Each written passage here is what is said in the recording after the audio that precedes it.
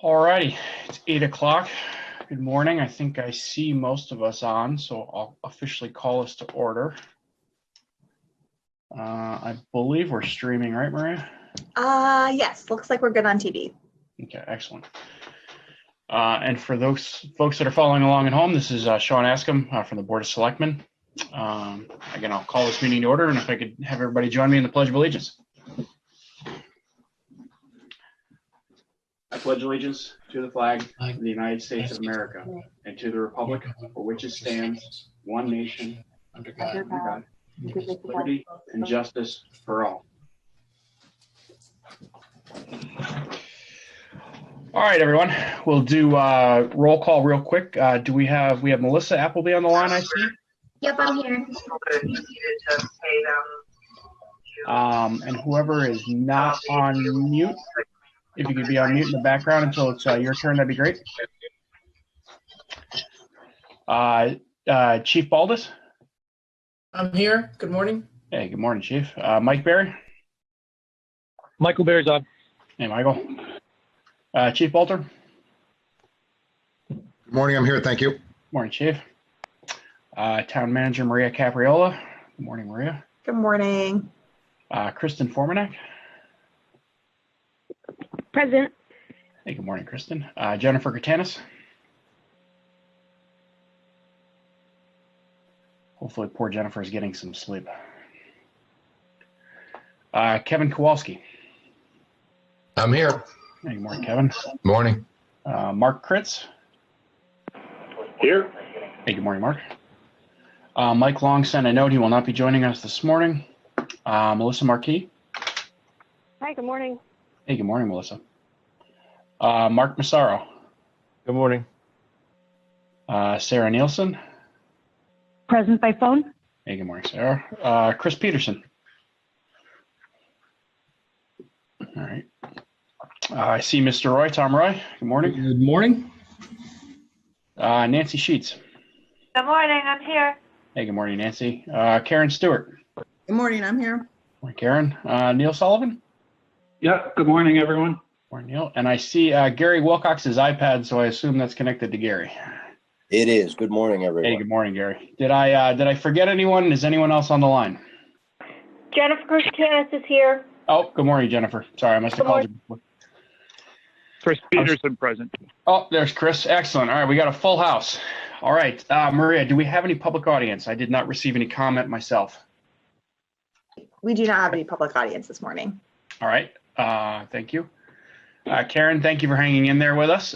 We have a copy of the minutes from last week. Are there any questions, changes, updates? All right, hearing none, those minutes will stand. Thank you for that. And then we'll start right off at the top, the Farmington Valley Health District. Jennifer.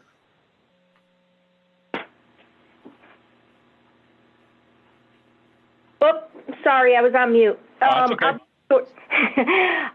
As of this morning, we had 239 cases in the Farmington Valley. Approximately 37 of those are in Simsbury, and that also includes long-term care. We've had 34 deaths, 3 of those in Simsbury. For the last 2 weeks, we've been involved in a regional PPE distribution. There's a regional distribution site out of West Hartford where we're distributing to long-term care facilities, first responders this week, and acute care community partners, which is the responsibility of the local health departments. Unfortunately, this week, the amount of PPE available for local health departments amounted to about 2 boxes of odds and ends of things, so we will not be doing a pod distribution tomorrow, but rather, making a few phone calls and distributing it to places like urgent care, dialysis centers, and some of our home health agencies. Many of you are aware, if you're watching the governor's reports, we're leaning forward as we hope in the next few weeks we'll be coming down the backside of this peak, and that is where contact tracing is going to be even that much more critical as we start to release restrictions on businesses, etc. So I anticipate that the Farmington Valley, for a population of just over 10,000, will need anywhere between 5 and 20 contact tracers. We will be looking to recruit folks that will be available to help in this effort. We have any number of volunteers already, including school nurses, which might be a nice complement to the work that we have to do. And we'll be working on some of the just-in-time training and the policies around doing that work. The state is about ready to engage in a contract with a vendor to build out a platform, a cloud-based platform that will allow for easier access to the cases, et cetera. We've offered to be a beta site for that over the next 2 weeks. So we'll see what that looks like, and hopefully be prepared to beef up that aspect of the work, especially as increasing testing capability comes online. We're also obviously tracking the governor's task force for reopening Connecticut to see what that's going to look like, how and when he's going to make decisions about reopening. I still think we're a number of weeks out from that, but who knows? And then how do we support our communities and businesses to make sure that, they can do that in the safest manner possible. So those are the things that are new. As you know, we continue to do our own contact tracing now for the cases that we have, but it'll change dramatically once we start opening up. Contact tracing will become more challenging. So that's it from us. Jennifer, thank you. And thank you again for joining us. I know you have a lot of balls in the air and appreciate you making the time for this one. Team, questions for Jennifer? Yeah, Sean, this is Neil Sullivan. Yes, Jennifer, you in your comments about ramping up on contact tracing, you mentioned school nurses. Could you say a little bit more about that and whether or not you've reached out to that group yet? I have not, but some of them have reached out to us. So, we'll have to, follow up as appropriate with our schools to see if that's a viable option and what that might look like. Thank you. All right. Other questions for Jennifer?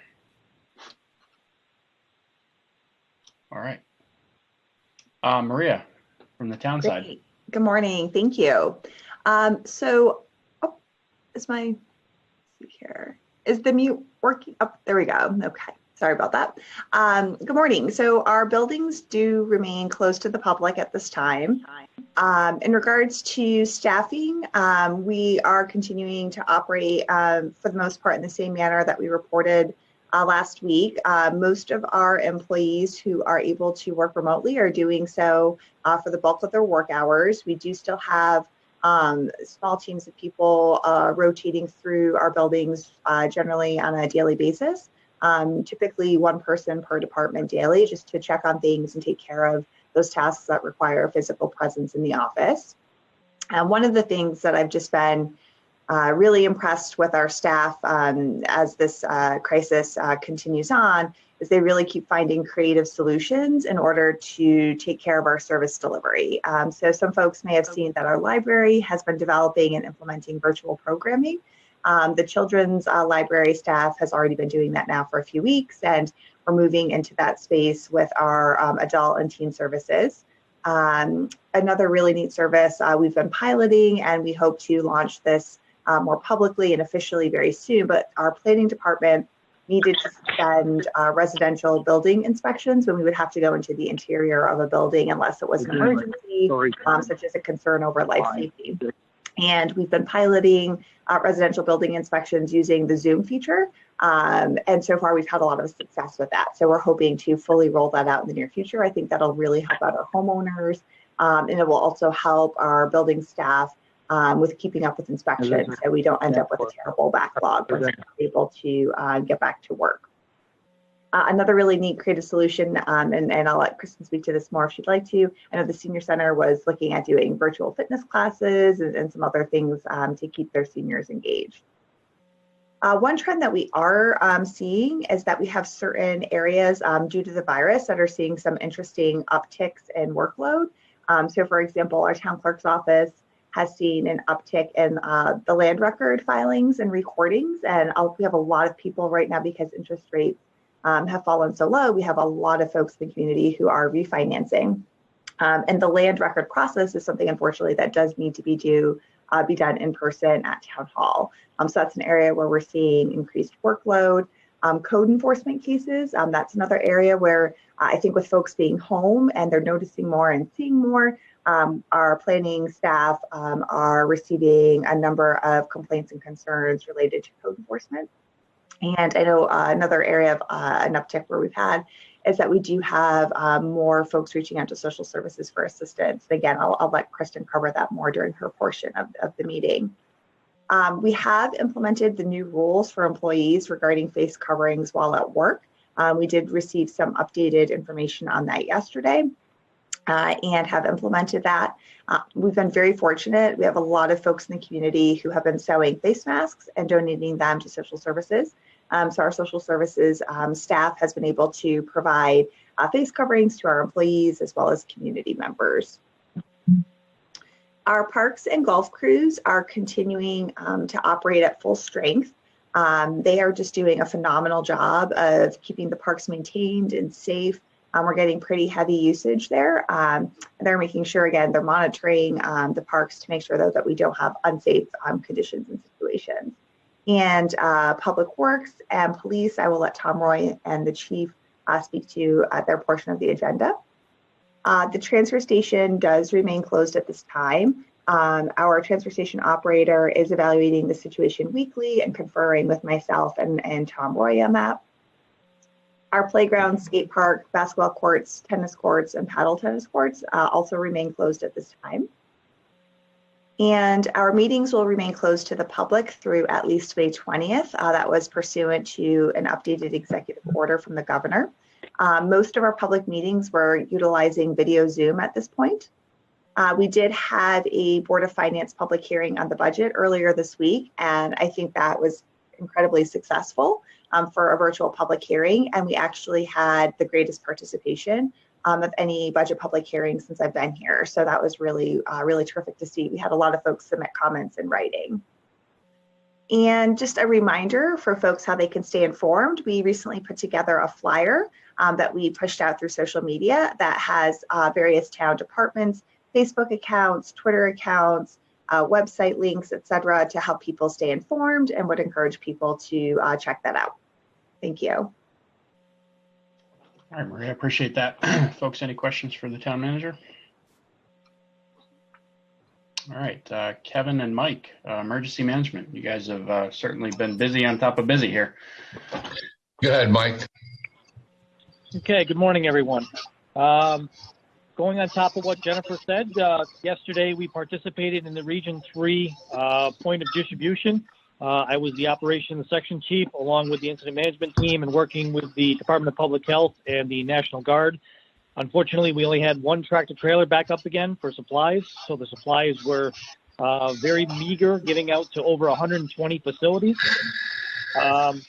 The Simsbury PD and Simsbury ambulance were able to get some supplies, but the Simsbury fire was not able to get any supplies. We are continuing to look for PPE and finding alternative ways to utilize what the public has been giving. We're very happy about that. We now know that 2 of our 3 facilities in town for long-term care have COVID positive patients. So the surge that we were expecting has unfortunately started to come forward. We are hoping that the surge is not going to be that bad, and that we're going to be able to try to contain it as much as possible within those facilities. We are providing assistance to one of those facilities who is requesting assistance with staff because their staff is getting ill and not being able to come to work. We are working with the region and the Medical Reserve Corps to take care of those requests as they come in. We are also continuing to pump out information over WSIM, and this week we received more information from the governor, and we're taking his speeches and putting them into a form where it can be put on WSIM and pumped out every half hour. So we are continuing to pump out information as we get it through WSIM, and we're encouraging all the public to keep on tabs on that. And that's the information I have for now. Kevin, you can take. Thanks, Michael. Good report. Basically, all I want to add to it is that we also enrolled in the FEMA reimbursement program for public assistance, and that has to do with funding any of the items that we are purchasing. The town did the same, so the fire district and the town will both be in parallel seeking reimbursement for any of the costs that this emergency has incurred. So we're doing the list now. That's why it's important that everyone, especially in this group, go out and select for funding. Also, Karen, that would have something to do with you too, that you might be able to do that as a nonprofit organization, as a Simsbury Volunteer Ambulance, might be able to get some reimbursable items. As Mike mentioned, that the fire department was not able to get anything out of the catch from public health. This is the second round. We really haven't gotten anything. We were, however, able to get some from a contractor, actually N95 masks that came in yesterday from an order from 3 weeks ago. So we've been pretty fortunate on that to put it into our system, and we were able to get some to the PD yesterday. So we also had, we're able to purchase some P95 masks, which seem to suit our needs. They're a little bit better than the Ks, which is a different style mask. And we ended up getting 250 of those, or 2 cases. So we're doing pretty good on that end. We're just searching every day for certain vendors to give us legitimate pricing and legitimate pass to make sure they're not a mask that's not going to meet our needs or standards. So we have assisted in fit testing. We have a core group that's assisting fit testing where necessary. And we also looking at getting some equipment ordered to do it electronically. So it's a little bit easier for us. That's really all we have. Any questions? Again, as Michael said, we've been assisting the healthcare establishments in the community to make sure that their needs are met as best that we can help them with. And we'll be processing any other medical response corps, thanks to Farmington Valley Health for coordinating a lot of that through the region. And it's worked out pretty well. So that's about it from emergency management perspective. Thank you both for that update. Kevin, dare I ask about the storms and any topics there that you wanted to bring up? Yeah, well, that's an interesting thing because we've been on top of this, everything else. We've been hit with some storms, high wind storms, trying to get the information out. And we're monitoring just as if, the pandemic is not even happening. One of the biggest concerns we have, obviously, is that our reliance currently on the electricity and telecommunications is like huge. So any loss of power or telecommunications is a big deal. And that's one thing that we've been working with. Mark's been great on, communications and working with us on trying to get people up and going as soon as possible. Again, the needs are spread out, so it's a huge region that we're working with here. And these storms, and they're fortunately they're going through this, or unfortunately they're going through the south this morning. And they'll be coming up here. It won't be as bad as the last couple as we are anticipating. So, but we still monitor the events. Right. So one other item I just want to bring up too, on the fire marshal side of the house, is we've received a substantial increase in open burning complaints. And we kind of knew this was going to happen when the transfer station was closed and people couldn't bring brush. We've also gotten substantial increase when people call us in the office to request an open burn because they can't bring it to the transfer station, and they're pretty irate when they explain to them that they can't burn it on their site. So we've been fielding the calls, we've been telling people, working with them, and we've also been working with a lot of folks that have decided to burn, and we've asked them to put it out, and they, for the most part, it's been good. And thanks to Nick's group, they've been help trying to maintain some reasonable solutions for these folks. So that is an issue, and I understand there's been an uptick in dumping alongside the roads, behind buildings, and all kinds of things. So this is the byproduct of some of the issues on closing the transfer station. Thanks. Yeah, I appreciate that. And I just want to go back to the storms.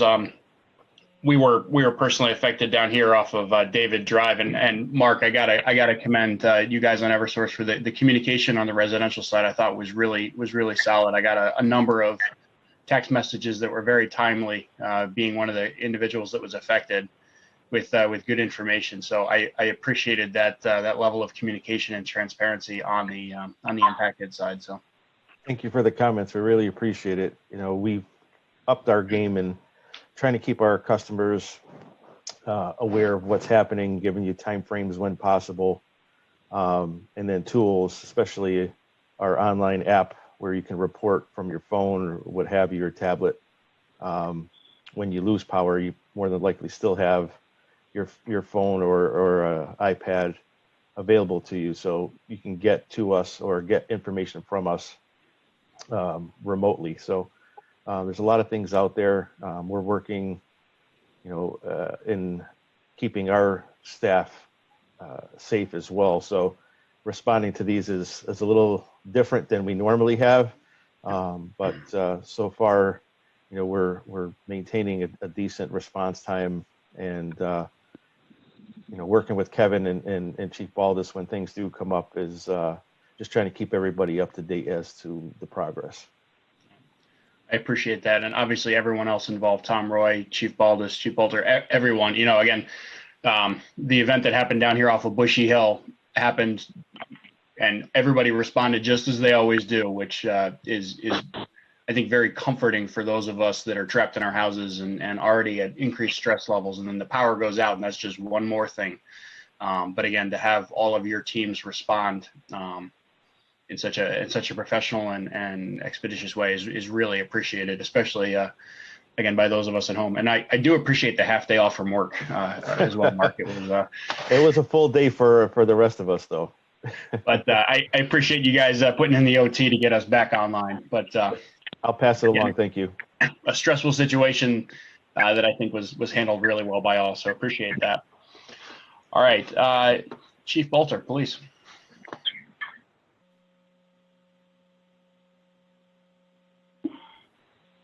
Sorry, trying to unmute this. Okay. Good morning, everybody. Morning, just sort of real quickly, staffing levels are adequate. We're in the same position that we have been in the last 2 or so weeks. Just a special thank you for the fire department for coordinating the storage and distribution of the PPE. Certainly appreciate that. And then also the Ambulance Association for coordinating with our pickups from the state distribution. They have been, very, very modest, and they've been a few boxes here and there, so we've been keeping them. But anything that comes to us that is sort of in excess of what we could use immediately right away or goes over to the fire department. They have adequate storage and a way to distribute to those who may need it. So for instance, we received sort of a full-length face shield, a collection of 70 of those and 200 replacement shields last week. So we took some here to supply each of the cruisers and have a backup, and the remainder went over to the fire department to store and distribute as needed throughout the community for the first responders. Our supply again is adequate with the increase use now, because we have moved to wearing masks on a regular basis, and there are some occasional safety issues with using the cloth masks that you tie behind the neck. So we've more often been using sort of a, the surgical mask, which is sort of a quick release. So we are going to have an increase in usage of those. So we're trying to monitor those and use those responsibly. There has been a slight increase in our calls for service. So we had about a 3-week lull. We started to see a pickup last week in criminal activity. This week, basically a pickup in everything. Now that pickup is not alarming in the sense that it's not any greater than it would have been 3 or 4 months ago. But given that we had 3 weeks or 4 weeks of a bit of a lull, it's just something to note. We have had a couple calls about some illegal dumping. We have had some attempted burglaries. I reported last week the car thefts, the attempted breaks into vehicles. So those things are picking up a little bit, and we're working on ways to try to prevent those from happening. Otherwise, we are doing well, and I can take any questions and willing to help out however else we can. Chief, I appreciate that. Yep. Actually, Sean, if you don't mind, there is one other thing that I would like to note. So with all these with all these executive orders coming out, we do have another now option or avenue for the police to help, I guess you could say, with enforcement of those executive orders. So obviously the purpose or the intent of the orders is for everybody to maintain as healthy as we can. And so our role may be looking at how to enforce those. And as with almost every single thing that we do, our first intent is education, and then looking for willful compliance. When we don't gain willful compliance, we look for alternatives. And in most cases, we often look for alternatives outside of arrest. So what the town has done is the town has created an option for us instead of jumping to a summons to court or an arrest for a violation of any of the executive orders. There's just now another option if it goes above and beyond education and warning and willful compliance to provide or to issue a violation of a town ordinance. So what that does is, again, just gives us another option in the tool belt in order to enforce the governor's executive orders. And again, just to reinforce, we're looking for, everybody to follow these orders because they are for the good of the community, but we will be here to help try to make that happen. Chief, I appreciate that, and I appreciate the explanation. I know there's been a lot of discussion over the last week or two on what exactly that all means from an enforcement standpoint. So I appreciate both yours and Town Manager Maria's thoughtfulness on that, again, on finding a way to educate and community police first versus moving to the unfortunate phase of arrest. So thank you for that. Thank you. Folks, other questions for Chief? All right. Karen, the floor is yours. Ambulance. And good morning, everybody. Morning. So I had the pleasure of driving to West Hartford to pick up the PP along with all the other Region 3 members. We actually got a pretty decent amount of PPE from them. Nothing earth-shattering, but it was more than we'd been getting before, so I was pretty happy about that. So we are pretty well stocked right now for what we need. I found a vendor where I was able to purchase some gowns, which hopefully those will be showing up relatively soon. So in that realm, we're pretty good. Our staff is all healthy so far. So far, nobody has gotten sick, and everybody's been able to work.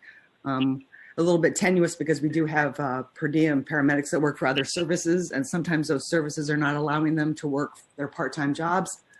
So we're trying to make up a plan if some of our staff is no longer able to work for us, but I think we're in good shape for right now. But our call volume is still down, which it's good and it's bad. I mean, it's great that for the town, people aren't sick and don't need to go to the hospital, but it's my usual concern is that people aren't calling 911 when they need to. So I would like to, again, tell the general public that any issues, any concerns, please call us. We're here to help. We're here for you, and we can help you get through any kind of situation. And contrary to the news, we were actually able to apply and get the payroll protection plan money from the government or from the SBA, which was great. So that's going to help us out a lot. And that's pretty much all I have. Otherwise, everything's been pretty much the same as it has been the last few weeks. Appreciate that, Karen. Folks, any question for Karen? Thank you for what your team's doing, Karen. It does, obviously, it's an important component of everything. Not a problem. We're here for everybody. We know that. Thank you. It's good. We know we can count on you guys. All right, Chief Baldus, fire. Yes, good morning, everybody. We're happy to report that overall that our emergency calls continue to remain pretty light, which is a good thing, and our volunteers are staying healthy and ready to respond. I certainly want to thank the community in general, obviously, to being safe and careful out there, and which certainly helps in that regard, and certainly underscore what Karen just said. Though, if you need us, we're here, and please don't hesitate to call. We have the provisions in place to respond appropriately and safely to your needs, and we just need to make sure that in fact, if we can be of service, that we are for you. As Kevin mentioned, we are still seeing that open burning issue, and continue to monitor that and respond as we need to. And just as another note, we know a lot of people are outside doing a lot of yard work and doing things around their home. This is a perfect opportunity, if I can take a minute here, to suggest that the residents go outside, stand on the edge of their property, look at their house, and see if they can see their house number. This would be a great time to take a look and make sure that we can see it, that all of our emergency services can see your house number in the event that we do need to come to your home. It's really important that we can find your home quickly. It saves us a lot of time and a lot of effort in that regard. So again, take a look and see, can we see your house number appropriately and from many different angles, because it certainly will help us in the emergency service response area to get to your home quicker and provide that service that you need very, very in a timely manner. So that's really all I have for right now, and everybody continue to stay safe out there. Chief, thank you, and thank you for that good reminder. I'm going to go check mine in an hour. All right, Neil, Board of Education. Yeah, we are, we've gotten no further guidance from the Commissioner of Education or the Governor. So right now, May 20th is still the date for school closure, although we certainly are planning for it to extend beyond that, because the mitigation efforts that people talk about on the news are sort of hard to imagine in the school setting, if you will. So as Kevin Kowalski mentioned with the FEMA reimbursement, we also are compiling our emergency related costs in the hopes that reimbursement will come down the road. And we did have a successful opportunity yesterday for our staff to briefly get back in the buildings, get the materials that they needed to maximize the distance learning opportunities. Everybody appropriately wore the face coverings, got to their business quickly and moved on. So, but we were pleased to be able to make that opportunity available for our teachers who had been really expressing the need to do it. And our grab and go meal situation, it continues to be very, very, very stable at about 70 students who are very consistently accessing that meal distribution that we're providing on. Once again, it's Mondays and Wednesday mornings from 10 to 12 at Simsbury High School. And I think other than that, we continue to operate in the mode we have been for the last month. So nothing new to report. All right, Neil, appreciate that. Team, any questions for Neil? All right, thank you, sir. Tom Roy, I did not skip you this week. Public Works, my friend. That's all right. That's all right. Good morning, everybody. I think for us, again, we're in a very similar situation to what we were last week. One quick reminder is that originally we had the household hazardous waste collection scheduled for this Saturday, the 25th in Farmington. That has been canceled. Just a reminder for everybody. Similar to what Kevin Kowalski had mentioned with brush, there are a number of private places to get rid of brush, paint, and some of the other stuff that typically would go to the landfill. And I would just encourage people to call our office if they have any questions or immediate needs on disposal. We continue to monitor the unusual weather patterns that we've had this spring. We're still responding with our full response to things like trees down. We've just had to modify some of our procedures to make sure we can do that in a way that we're keeping our employees safe. And other than that, we're just looking to continue to support the ongoing town operations. I appreciate that, the work your team's doing. And as I said, obviously, I know you played a role in the storms from this past week, so appreciate what you guys did there to keep everybody safe.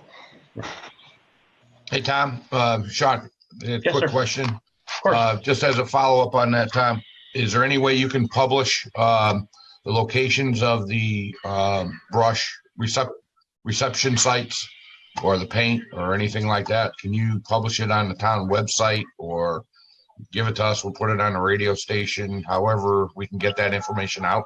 Yeah, we've been putting information out about, like, for example, the paint care program. There's a number of places that take the paint. And in terms of the brush, because we would, to a certain extent, be supporting some private industries, that may actually be best over the radio. So why don't, after this is over, you and I get together on that?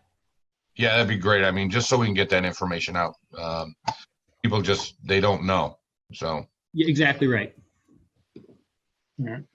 Appreciate you guys connecting on that. Other questions for Tom? Kristen, Social Services.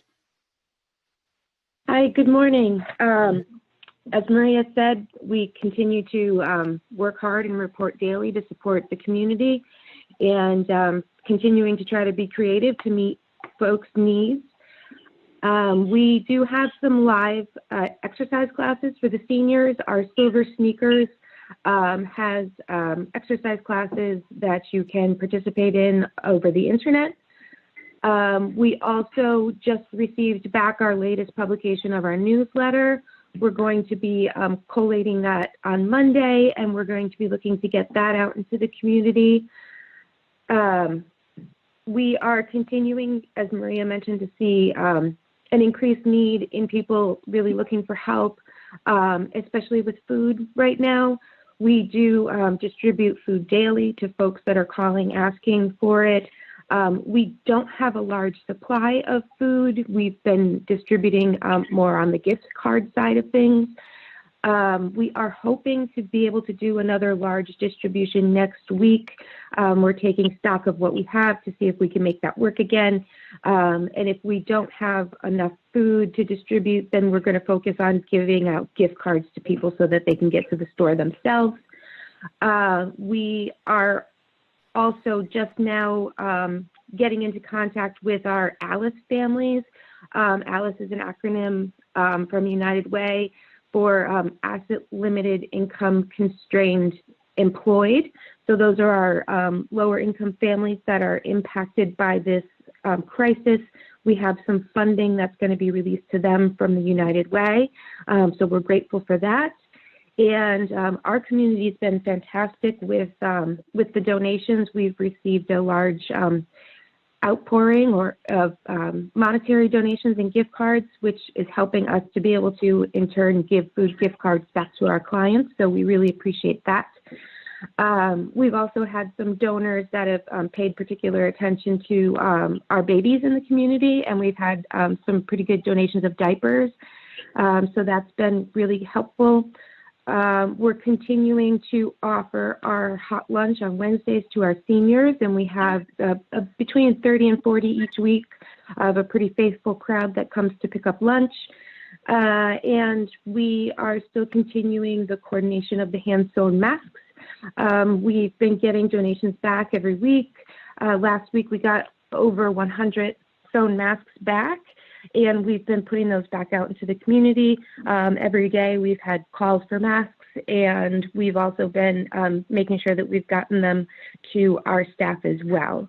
And if anyone needs one, please let me know and I will make sure that you get one. And I think that's just about it. Our staff is still staying strong, thank goodness, and healthy as well. Thank you. And if there's any questions, I'd be happy to answer. Kristen, thank you for your hard work there. Again, I know you have a lot going on. Is there a one pager? Is there a list that we can push out on items for donations that you would need from a food standpoint or otherwise? I don't have one now, but I certainly can make one and get that to you, and we can add that to our website as well. I think that would be important right now because I know there's a lot of folks in the community that are always charitable, and especially now they're looking for ways, different ways to help. So again, what folks might need to donate and then where they could do so and in a safe manner for everybody. Absolutely, we'll be on that. Thank you. Absolutely, appreciate your work. All right, Nancy, VNA. Good morning. I'm still trying to figure out if I have my house number on the front door or not. I'm about that. Let's see, the VNA is doing well, I have to admit. I want to thank the Farmington Valley Health District that helped us make sure that even if the supply was limited, we did receive some of that PPE last Friday. Although it was like a covert operation, I had to go into a garage, nobody was around, the door shut. I felt like I was in a sci-fi movie. But I really thank you because we got some stuff, and no matter how small, anything that's donated is greatly appreciated.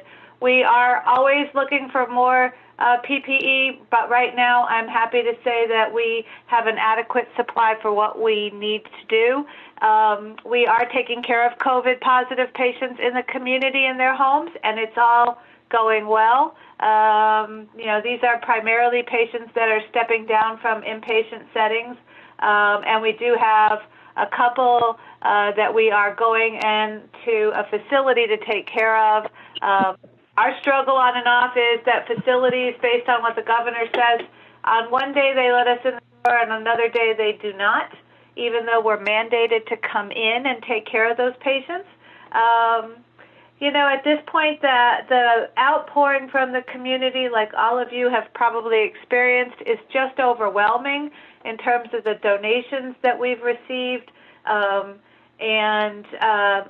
do have appropriate masks.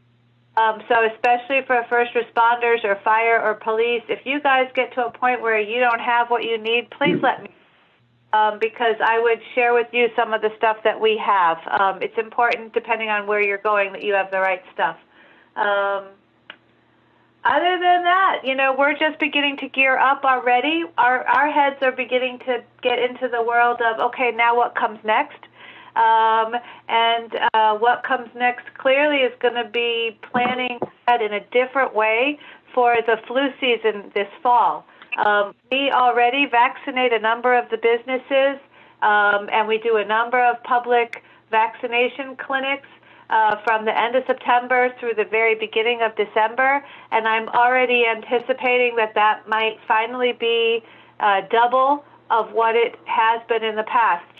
Despite everything we know about the flu, only about 45% of the world out there chooses to get a flu shot. Already the CDC has come out with a number of statements yesterday about, listen, this year COVID's going to come back again by the head of the peak of the maybe flu season, and for us to have 2 respiratory disorders out there, given that a lot of the world doesn't get vaccinated for the flu, it's going to make that much worse then. So we are already beginning to do some planning around increasing our capacity to do flu vaccinations. If you know of businesses or people or groups that want to have us be, have us on their list of, like, they could be on our list of who we provide that to, because we come right to your business and we'll make sure that everybody receives flu shots. I think the demand is going to be much greater this year. I will keep up with Jennifer and the health district and the CDC in terms of if they make recommendations to get vaccinated a little bit earlier than later. But we're already thinking as to what are going to be some of the next steps, and I think that our goal is to be prepared ahead of time. But otherwise, we're doing well. Nancy, thank you. And that's a good reminder that it's not just the present issue that we have to deal with, and appreciate you looking down the road to make sure we're keeping everybody safe for a long time. Okay. Any questions for Nancy? Sarah, how are our businesses doing? So first I want to say, Nancy, maybe we could talk offline because I'm going to have a lot of businesses that would be interested in that service that the VNA provides. Absolutely. And yep, and we can help coordinate that. Okay. So Sean, we're working on, again, as you know, we're working on a daily basis, 7 days a week, 24 hours a day with the business community to try to keep them afloat, to get the most current information to them, and to help them navigate any new rules, any new executive orders, any new funding opportunities, you name it. We're so hands-on that, as I mentioned, we even deliver face masks, the fabric face masks, to the businesses that are requesting them and their staff. I would just like to remind them to thank my business community once again. I know I've mentioned all of the different restaurants that have been donating, but even Holloway's Appliance Center in the North Village just donated 96 rolls of toilet paper to social services. So it's not just the restaurants that have been stepping up in the community. We have a ton of our small business owners that are donating back to the community and back to the town departments as well. For people that are looking for face masks, Holloway's is also donating free face masks at the door. You can pick them up until they run out, the fabric face masks. And so, you know, if you're in the North Village or you're near there, you can stop in and grab one should you need it. We have a number of small business owners that are offering, and I'll put this out to the group and then we can talk offline if there's any interest. I do have some small businesses that have, they're not the surgical masks. A lot of the companies that do surgical masks are now doing off runs, and they're not surgical or medical grade masks, but they're similar and they're coming from the same companies. So if there's an interest in that, you know, I have a couple of people that you could buy them at cost. I think that the last call we talked about gowns being the really big hot item that's hard to find for PPE. And we have a hardware store that says that they can get ponchos, also apparently painting overalls. The PVC and the plastic painting overalls have been going out as gowns for the medical community and first responders. Again, those can be purchased at cost, but we would have to place, you know, they'd have to place a special order. So if there's interest in that, please, you know, please email or contact me by phone, my cell phone offline after the meeting. The final thing I'll say is, I think Maria mentioned in her report that there is probably a ton of, they're getting an uptick in sign violations. The one thing that I would ask is during this difficult time, the businesses that are open really need to publicize easily and readily. And so therefore they have probably been doing some sign violations. My request to the town would be that we be very lenient on that during this unprecedented time, and that as things get back to normal, obviously, then the town would, you know, really start to crack down. And that's Sarah, it. I appreciate that. That's a reasonable request. All right, folks, questions for Sarah? Appreciate all that you and the business community are doing, because I know it's a twofold effort, keeping the residents and the businesses healthy. It goes hand in hand. Jennifer Katanis, are you still with us? I am. Hey, Jennifer, thank you. I had a quick question, and this goes, Selectman Wendy Maxtudis actually text messaged me. She's listening to the live stream. Can you just give us a quick reminder of the governor's order from Monday and the requirements again on masks in public, et cetera? Sure, and it's a little bit confusing because there was guidance issued out of the governor for the general public that speaks to the fact that, you know, they're really encouraging the general public to wear face coverings or face masks when out in public, particularly when you cannot maintain that social distancing. So clearly our grocery stores, probably when you're picking up takeout, et cetera, are good examples of when you'd want to wear a face covering. There's also guidance that was issued out of the State Department of Economic Development that speaks more specifically to employers and wearing face masks in those environments as well. And we can, there might be a link to that guidance. We did share some clarification and the link to all of our municipalities if they want to post it. But there was guidance both for the general public as well as employers. All right, Jennifer, I appreciate that. And again, thank you to Wendy for sending me a message on that. All right, other folks, Mark, or others that are on the call that have questions, updates, contributions. No, Chris Peterson, I believe you have an issue you'd like to bring up. Yeah, hey, good morning, folks. First, Sean, I am outside the front of your house. I can see the number, but the paint looks terrible, so I suggest you get on that. You know, my 4-year-old did that, so that's not very nice. Okay, I just want to bring that up. It might be an eyesore to the neighbors. There's so much walking going on. Just maybe a comment and clarification and question pointed to Kevin, Chief Baldus, and maybe just Lupe and Maria.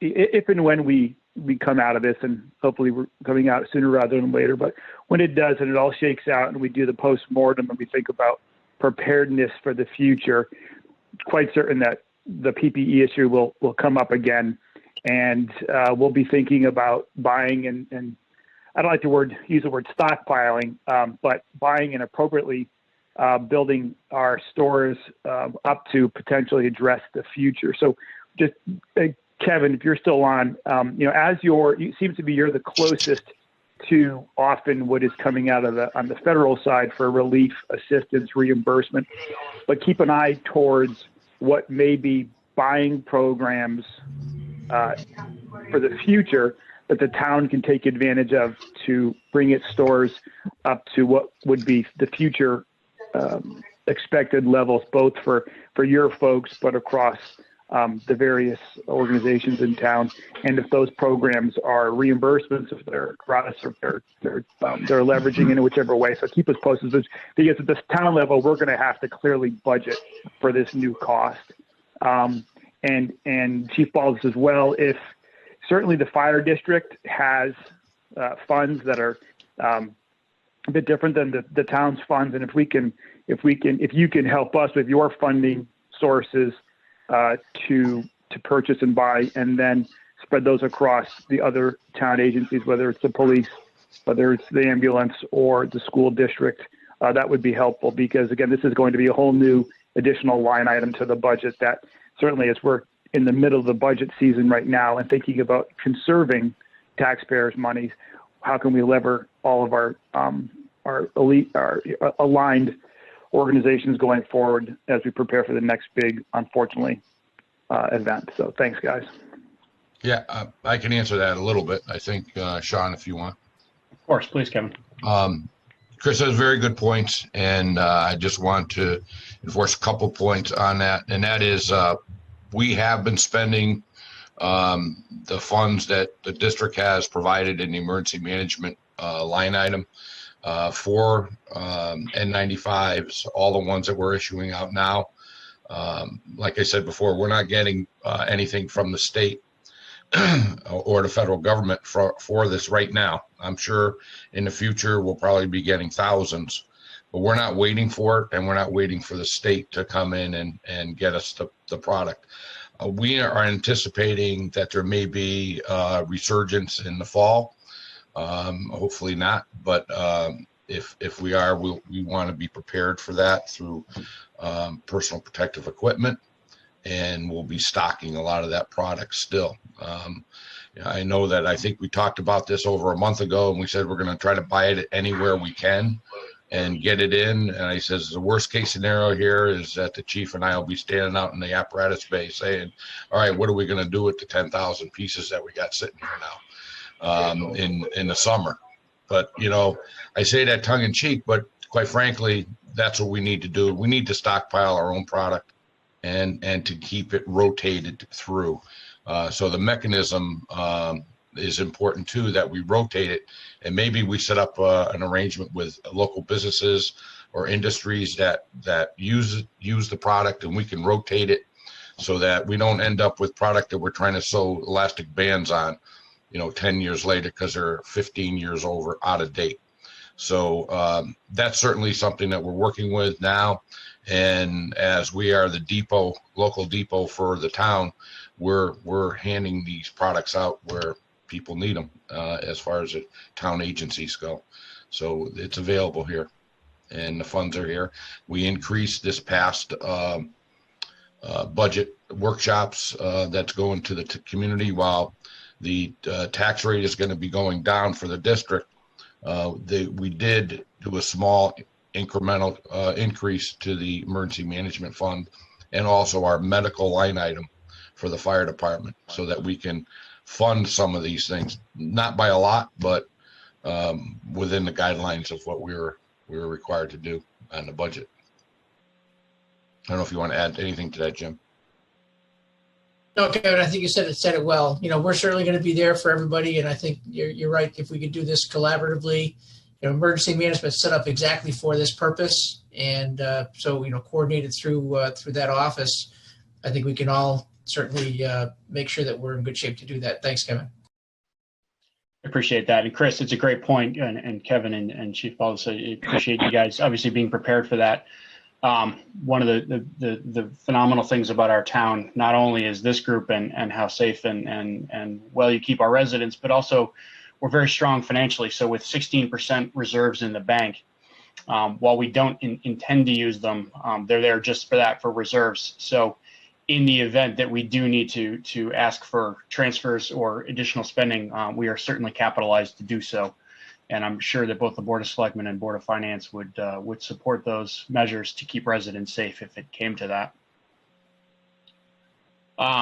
Just speaking quickly about the budget, I know this is the public safety discussion, but it is important to keep everybody informed. The budgets did go to, as Maria said, a public hearing.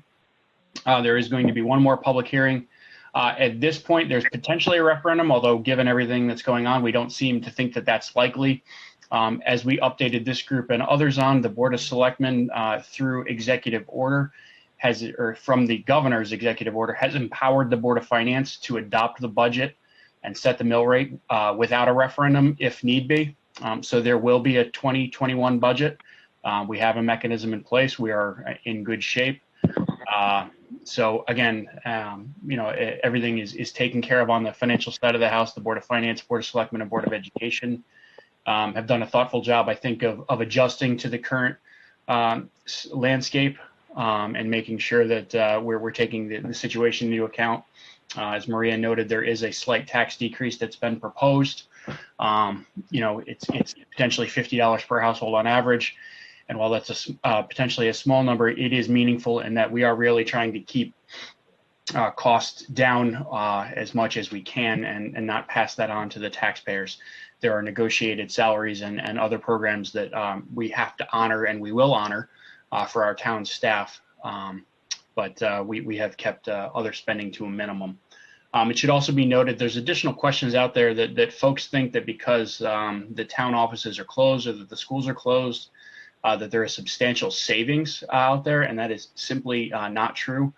There are potential opportunities for savings here or there, but remember there are executive orders keeping folks at work at the municipal level and otherwise, and town government is not shut down. The building is, but the services are still provided. There are still police officers coming to your home. There are still land records being recorded, as Maria indicated. So if residents need those services, they should continue to use them. But we've gotten an uptick in assumptions and questions that perhaps there's a windfall out there in everybody's budget. And fortunately, that's not the case. And I say fortunately because we still have our hardworking, dedicated staff serving the town because those needs are still there. I've gotten a lot of feedback from residents, my fellow board members, many of whom are listening today. Eric Wellman, our first selectman, Mike Payne, Jackie Batos, obviously Chris Peterson, and Wendy Maxudis. Thank them for joining us. That this has really been an excellent call. And I know this is probably just another meeting for you guys because you're such professionals and always well prepared. But I can tell you that this makes myself and my fellow board members in the community feel even better knowing that we have this leadership team out there keeping this community safe, having these thoughtful conversations, being prepared the way you all are. And I know it's business as usual for you folks, but I can tell you it's very comforting in this challenging time for the rest of us that don't do this stuff every day. So that's a long-winded lead up to, I'd like to keep this meeting on a weekly basis. And I know it's just a business as usual, but again, the residents are finding a lot of good information and comfort in these discussions. So I appreciate everybody making the hour for us on a weekly basis. Is there other business before us this morning? Sean, this is Gary Wilcox. Yes, Gary. I was just going to make a comment similarly with on the district side of it, with our budget, we are bound by bylaws to have our annual meeting and our budget meeting on April 11th. And according to the, May 11th. And according to the governor's restrictions there, or his guidance, that meeting will continue, and we have advanced information on our budget that's on our website, and we are open to public comment in this time period before that May 11th annual budget meeting. Gary, I appreciate that, and I appreciate the district's work on that. And again, the slight tax decrease is obviously appreciated by all, while maintaining the very high level of service that you folks do. All right, folks. Thank you all for your time. Hope you and your families and teams all stay safe. We are adjourned.